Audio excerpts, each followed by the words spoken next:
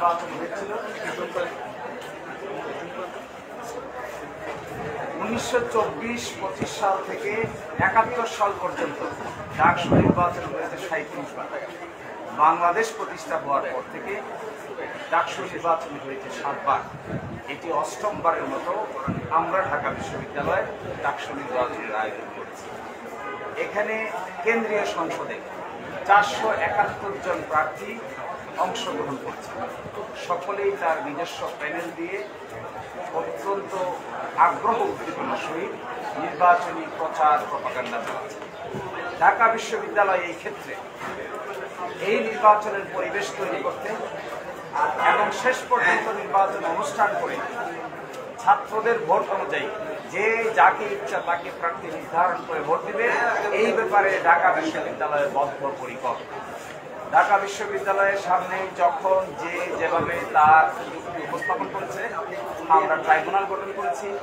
ট্রাইব্যুনালের পরে প্রেসিডেন্টের কাছে যারা প্রেসিডেন্টের কাছে নিষ্পত্তি করেছি, নিষ্পত্তি করে আমরা উপযুক্ত আইনি সিদ্ধান্ত নিয়েছি। ঢাকা বিশ্ববিদ্যালয় আমাদের ট্রাইব্যুনালের কাছে না এসে, আমাদের প্রেসিডেন্টের কাছে না এসে সরাসরি তিনি হাইকোর্টে এসেছেন। এটি রিট জুরিসডিকশনের চিন্তা অনুযায়ী, জুরিসপ্রুডেন্স অনুযায়ী গ্রহণযোগ্য হয়। আর থার্ড কথা ছিল, এটা একটি ডিসপিউটেড কোয়েশ্চেন অফ ফ্যাক্ট, কোনটা ঠিক কোনটা বেঠিক এই প্রশ্নে রিট পিটিশন চলে না। আর আমরা আদালতের সামনে এটাও বলেছিলাম, ঢাকা বিশ্ববিদ্যালয় হিসেবে, অথরিটি হিসেবে এটা একটা অটোনমাস বডি। ঢাকা বিশ্ববিদ্যালয়ের অর্ডার অনুযায়ী প্রতিষ্ঠিত একটা অটোনমাস বডি, এটা স্বায়ত্তশাসিত প্রতিষ্ঠান। তার ইন্টারনাল মেকানিজমের মধ্যে যে সমস্ত ইলেকশন মেকানিজম আছে, এগুলো দেখভাল করার দায়িত্ব ঢাকা বিশ্ববিদ্যালয়। ঢাকা ইউনিভার্সিটি স্টুডেন্ট ইউনিয়ন যে গঠনতন্ত্র হয়েছে, এই গঠনতন্ত্র is approved by the syndicate. সেই অ্যাপ্রুভ গঠনতন্ত্রের ভিতরে আমরা বিধান করেছিলাম, যদি কারো অবজেকশন থাকে তাহলে তিনি রিটার্নিং অফিসারের সামনে দায়ের করতে পারবেন। রিটার্নিং অফিসারের সিদ্ধান্তে যদি কেউ ক্ষুব্ধ হয় তাহলে তিনি আপিল করতে পারবেন। যিনি আজকে রিট পিটিশন করেছিলেন হাইকোর্টে, আপিল বিভাগে যিনি রেসপন্ডেন্ট ছিলেন, তিনি রিটার্নিং অফিসারের কাছেও কোনো অবজেকশন দেন নাই। তার বিরুদ্ধে যে আপিল হয়েছে, আপিলেও কোনো অবজেকশন রেজ করেন নাই। যখন আমরা প্রাথমিকভাবে লিস্ট প্রকাশ করেছিলাম, সেই লিস্টেও তিনি কোনো অনাগ্রহ প্রকাশ করেন নাই। চূড়ান্ত লিস্ট যখন প্রকাশ করেছি, সেখানেও তিনি আনুষ্ঠানিকভাবে ঢাকা বিশ্ববিদ্যালয় কর্তৃপক্ষের সামনে কোনো কথাই বলেন নাই। এই সমস্ত যুক্তিতর্ক গ্রহণ করেছেন মাননীয় আপিল বিভাগ। গ্রহণ করে হাইকোর্ট বিভাগ যে ডাকসু নির্বাচনের স্থগিতাদেশ দিয়েছিলেন, এটি অনারেবল জাজ ইন চেম্বার স্টে করে দিয়েছিলেন।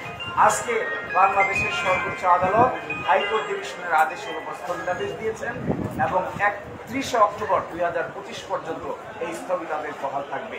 এর অর্থ হলো এটা 9 সেপ্টেম্বর 2025-এ উৎসব মুখর পরিবেশে ডাকসু নির্বাচন অনুষ্ঠান করার ক্ষেত্রে আর কোথাও কোনো আইনি বাধা থাকলো না। এই জন্য আমরা সংশ্লিষ্ট সকলকেই বিশ্ববিদ্যালয়ের পক্ষ থেকে আমরা ধন্যবাদ জানাই, যেন নির্বাচন আয়োজন করার ক্ষেত্রে সাংবাদিক সহ সংশ্লিষ্ট সকল মহল, প্রার্থী যে যেখান থেকে প্রার্থী হন না কেন, সকলেই আমাদেরকে সহযোগিতা করবেন যেন বাংলাদেশের সামনে একটা গ্রহণযোগ্য নির্বাচন আমরা উপহার দিতে পারি। মেলাফাইড ইন্টেনশন বলছিলেন যে রিটটি করার পিছনে কি কারণ? আমরা এই জন্য বলেছি, প্রাথমিক লিস্ট পাবলিশ করা হয় তখন কি তারা জানতেন না? যখন 26 তারিখ পূর্ণাঙ্গ লিস্ট প্রকাশ করা হয়, চূড়ান্ত লিস্ট, তখন কি তারা জানতেন না? তাহলে 28 তারিখ পিটিশন করেছেন, এটিকেই আইনের ভাষায় বলে মেলাফাইড ইন্টেনশন।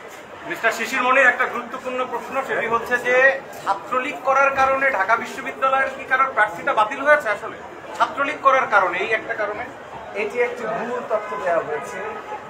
অনলি বিকজ কমিটির সংশ্লিষ্ট প্রার্থী সহ ফ্যাক্টস ফাইন্ডিং করে বিশ্ববিদ্যালয়ের অথরিটির কাছে একটা রিপোর্ট সাবমিট করে। সেই রিপোর্ট সাবমিটে যার বিরুদ্ধে অভিযোগ প্রমাণিত হয়েছে, এরকম একজনের ব্যাপারে আমরা সিদ্ধান্ত নিয়েছি। আবার যার বিরুদ্ধে প্রাথমিকভাবে সিদ্ধান্ত নেওয়া হয়েছিল, তাদের 2 জন আপিল দায়ের করে। এই আপিলে গিয়ে একজনকে আমরা সঠিক তথ্য উপস্থাপন করা হয়নি মর্মে আমরা তার বিশ্ববিদ্যালয়ে বেআইনি কোনো কাজ করে, ডেফিনেটলি আমি একজন তাদের আইনজীবী হিসেবে ওই বেআইনি কাজে আমি ঢাকা বিশ্ববিদ্যালয়কেও সমর্থন দিতে রাজি। সেক্ষেত্রে 128 জনের যে ছাত্রত্ব বাতিল হয়েছে বলে এইটা ডিফারেন্ট ইস্যু, এটা এখানকার কোনো ইস্যু না। এটি হলো একটা শাহবাগে একটা উন্নত করার মামলা হয়েছে, ওই মামলার আসামি সংক্রান্ত ব্যাপার। ওই দুটো মামলা হয়েছে শাহবাগে।